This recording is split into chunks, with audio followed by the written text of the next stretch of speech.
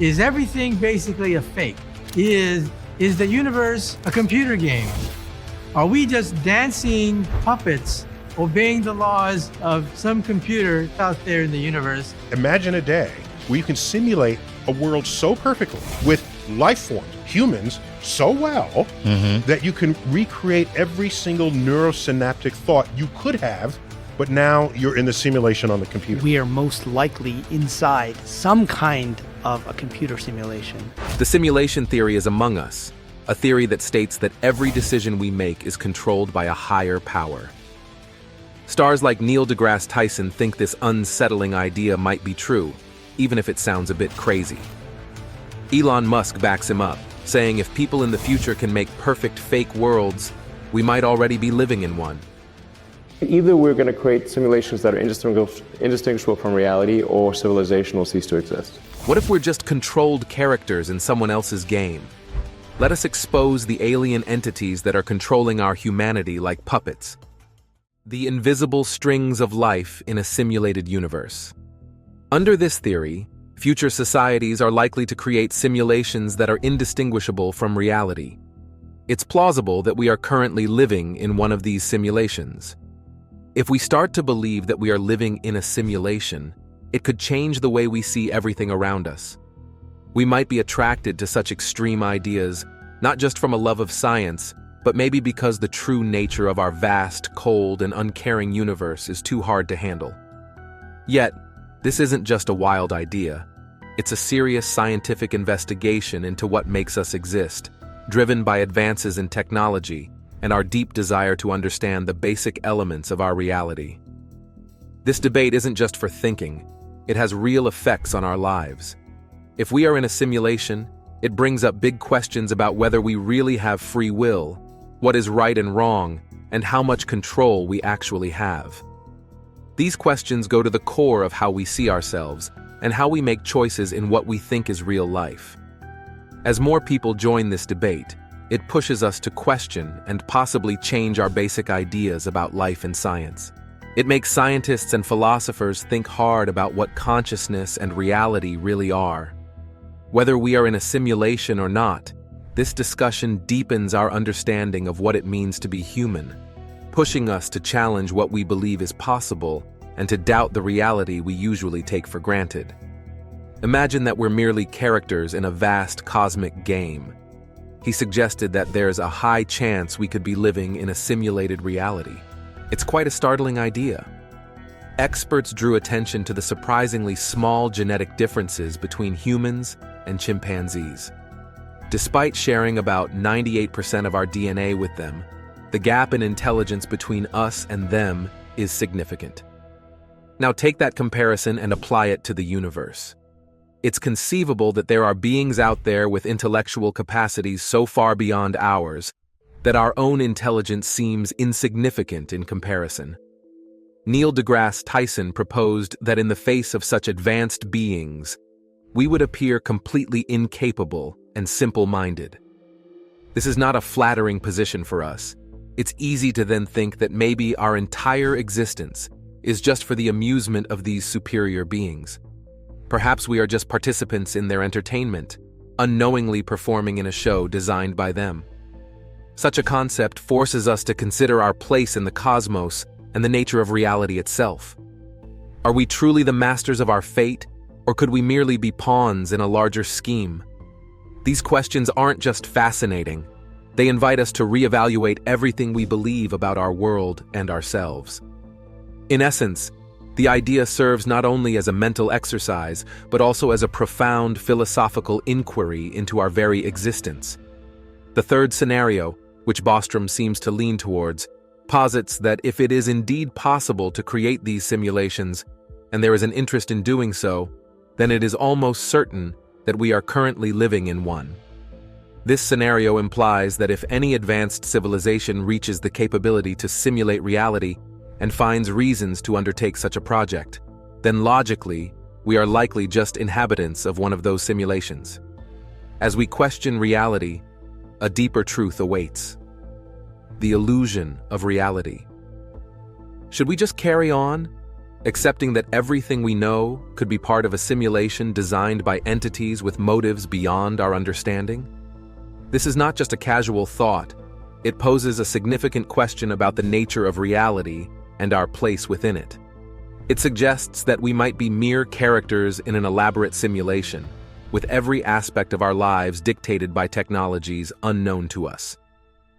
While intriguing, this concept also brings forth a feeling of insignificance, as it diminishes the authenticity of our personal experiences and the physical world around us. Is our consciousness real, or are we simply experiencing a series of programmed events?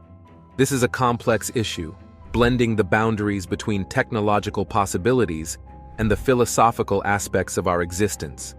Let's delve into a concept that's drawing attention, though not without some skepticism. Elon Musk strongly suggests that the reality we know is likely artificial. He believes the chances that we are living in base reality or a non-simulated environment are about 1 in a billion.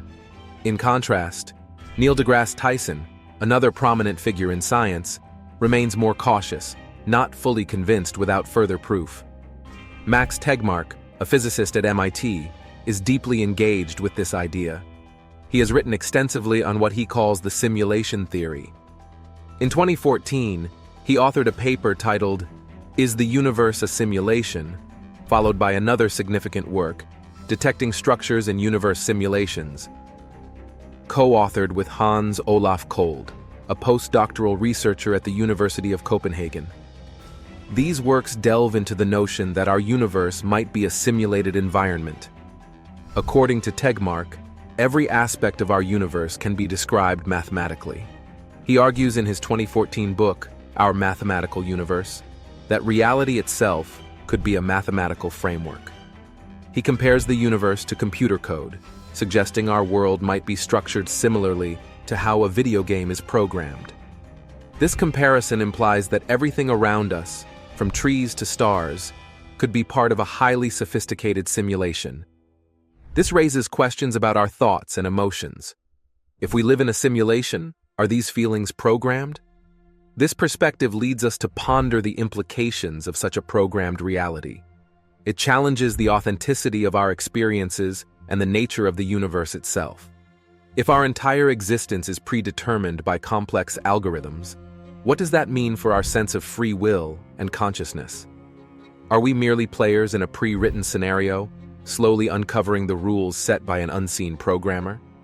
As we navigate these ideas, it becomes clear that the debate touches on more than just the structure of the universe. It involves our understanding of human existence and identity. Tegmark's theories not only suggest a new way of viewing the cosmos, but also invite us to think about the philosophical implications of our place within it.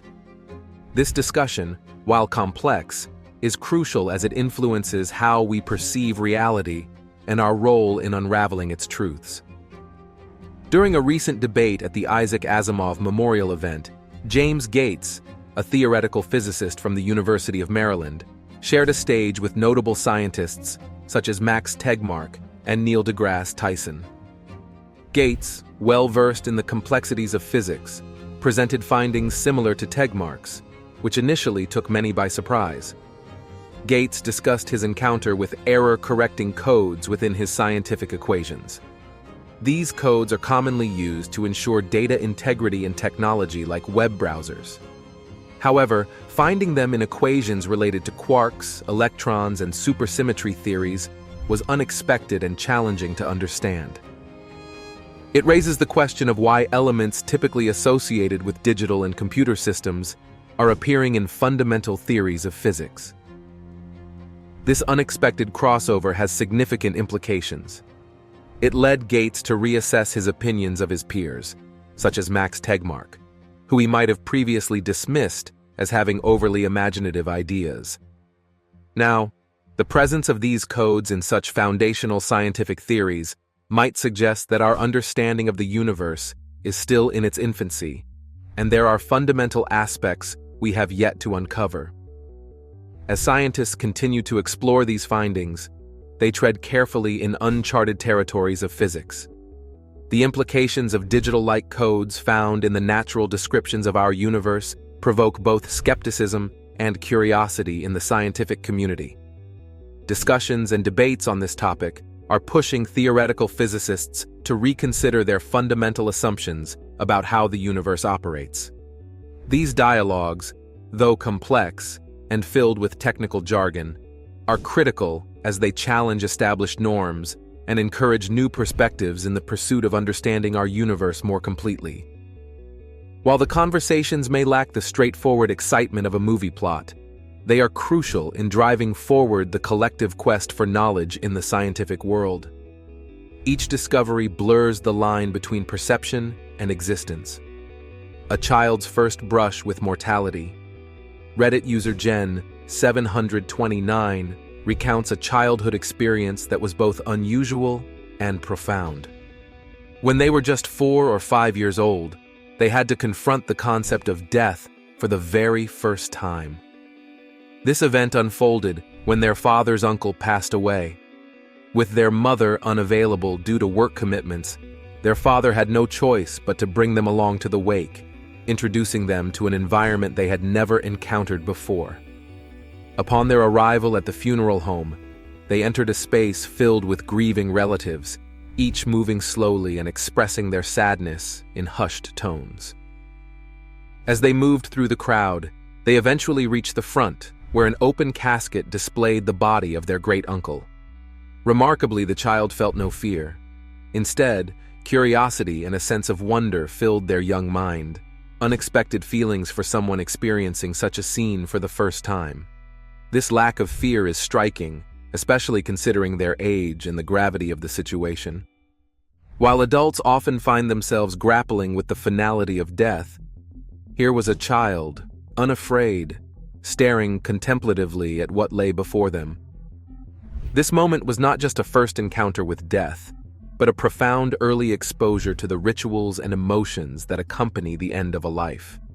As they stood there, the feelings they experienced were complex, more of an observation and less of an emotional reaction. This detachment is notable because it suggests a depth of processing that goes beyond mere surface-level reaction. Following their father as they moved away from the casket, they carried with them an early, impactful lesson on life, loss, and the inevitability of death, shaping their understanding of these universal experiences from a surprisingly young age. This encounter, simple yet significant, likely influenced their view of life and its transient nature, teaching them about the cycles of coming and going without the common fear that often accompanies such events. Standing by the casket, the father talked with relatives. A sudden urge to use the bathroom came, and with a quick pointer from the father to a nearby restroom, the person hurried off. After using the bathroom and returning, the somber atmosphere of the funeral was expected. Yet, a surprising sight greeted them. The room was now empty. No casket, no father, no family members. It felt like everyone vanished in those few minutes. With confusion and unease, the search began through the funeral home. Each room empty, each hallway silent.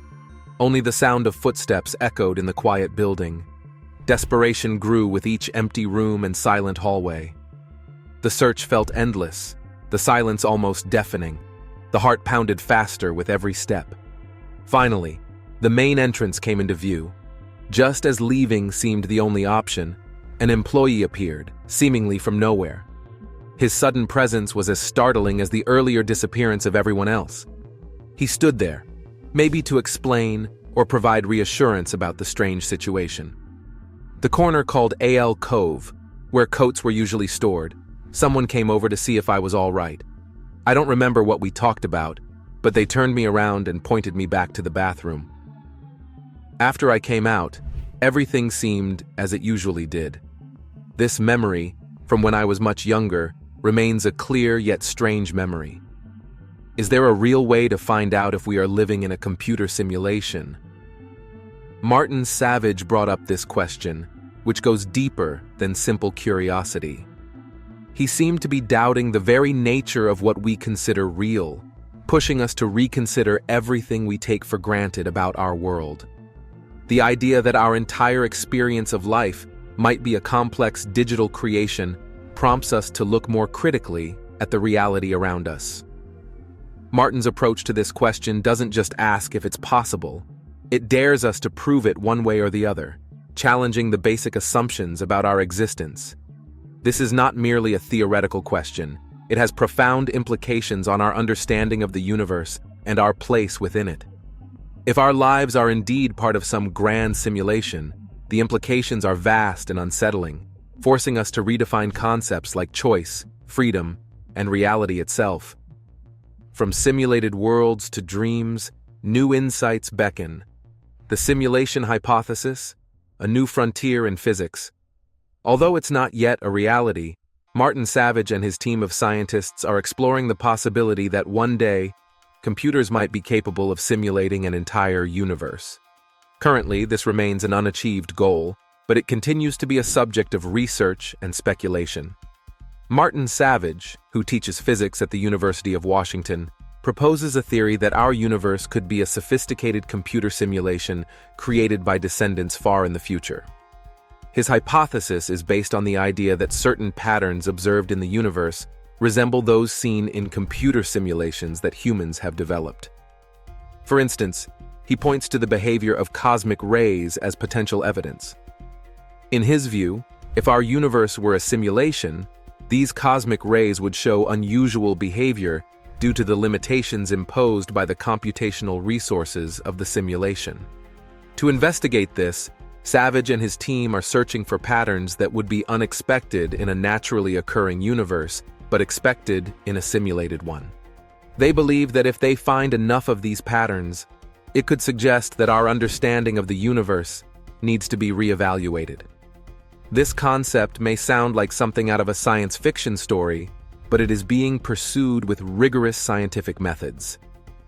The team is not simply indulging in fanciful theories. Rather, they are methodically examining the fabric of the cosmos to see if it behaves more like a physical reality or a digital construction.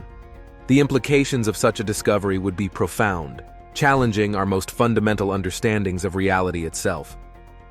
While the investigation continues, the outcomes remain uncertain.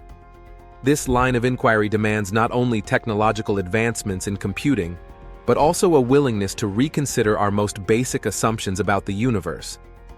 Whether Savage's theory will ever be proven remains to be seen, but the pursuit of this knowledge could potentially alter our perception of the cosmos.